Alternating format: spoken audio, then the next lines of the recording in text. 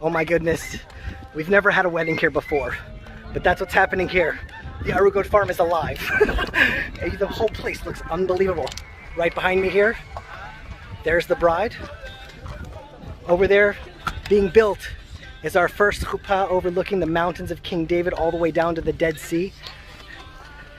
Our public bathrooms are finished literally the day of the wedding. I mean, they're not pretty just yet, but they're functioning, and I guess that's all we need. Look what's going on behind me here. I mean, it's an entire encampment. There are lights that are being strewn from our house of prayer all the way down to the big area there. I mean, we have to go down there to check this out. People have been working on this now the entire week. Yossi, one of the original partners of the Arugot farm, who's really in charge of all of the agriculture, the working, the building. His oldest daughter is getting married, and we said, where else would we rather have our wedding than here? And so, I mean, this dead mountain has truly come to life, and you just can't believe. Look at this, all the things here below. Look, there's all the tables. I mean, it's unbelievable. Come on, we're gonna go down there and I'm gonna show you more. Okay, we're right now at the heart of the property. Behind me, our educational center that's under construction, that's really moving along quite nicely. And then behind me here, this is gonna be the band. We put these huge big piles of hay there. There's gonna be a men's section here, a women's section for dancing on the other side. Over here is one tent for food.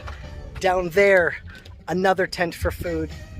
There's light. I mean, at nighttime here last night when they first turned on the lights, it was like a magical awakening of this mountain. And so it's all happening now. Look, I think there's 140 tables that are set up just here, but then there's also tables that are set up down there and more tables that are set up down there. There are gonna be 700 people at this outdoor wedding here tonight. And look at this. Oh, I'm sorry. These aren't tables.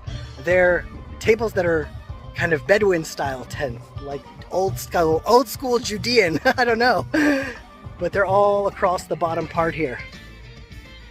I mean, this is going to be a wedding like no other.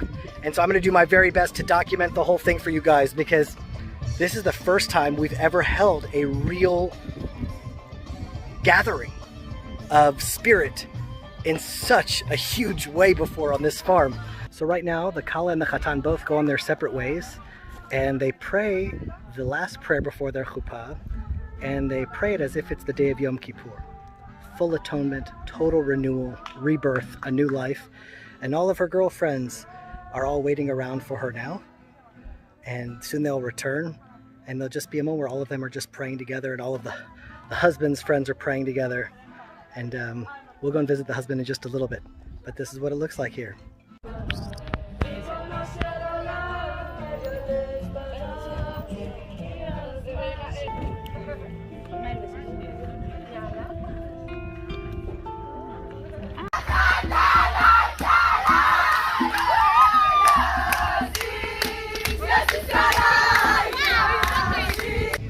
Okay, so now we're going over to where the Chatan is, to where the groom is.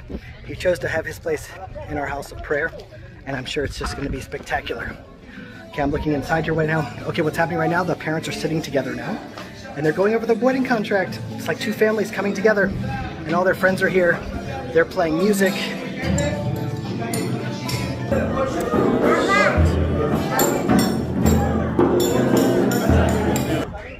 So this is what's happening now.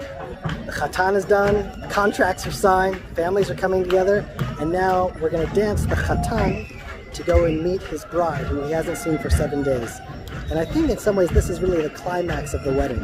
It's like so romantic and so beautiful. So watch this.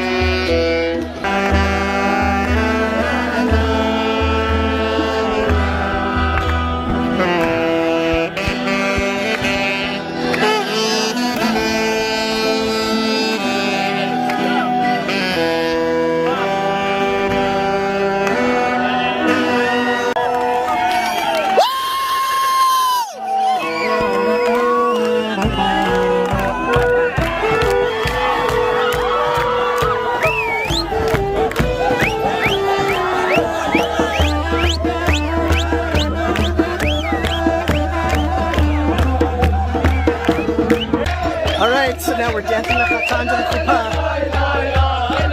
I mean, the weather here couldn't be nicer. The sun is setting in the mountains here. And now the Chuppah begins.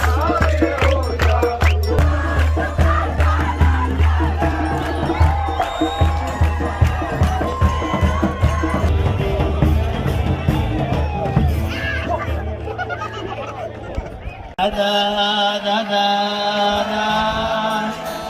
da da da da da.